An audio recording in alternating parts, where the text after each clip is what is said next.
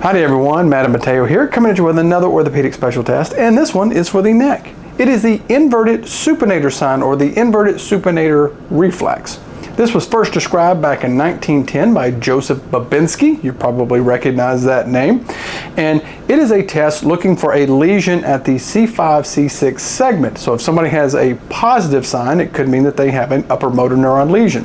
And what this is looking at is a reflex and actually the brachioradialis.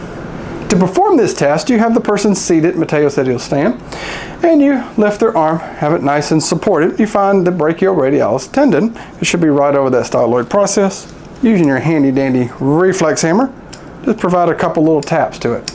So a positive for this test will be that the fingers flex. So if you see their fingers flex, this test could be positive. Or if you see a little bit of a tricep extension, this test could be positive. But if you get the reflex of the brachioradialis or nothing at all, test is probably negative.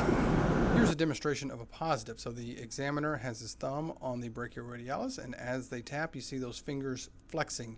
So every time he taps, those fingers flex. So this shows this person has a positive inverted supinator sign.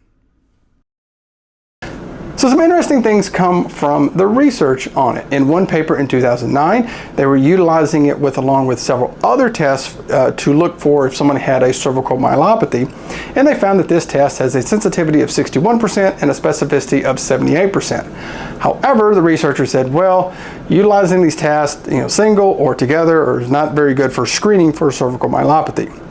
However, paper 2010, they did the same thing using groups of test, and they found that the sensitivity was 18% of the inverted supinator sign and the specificity was 99. But they said at the end of this paper that there are some ways to kind of say like someone possibly does have a cervical myelopathy, and that's if they have gait deviation, a positive Hoffman test, an inverted supinator sign, Babinski test, and they are over the age of 45.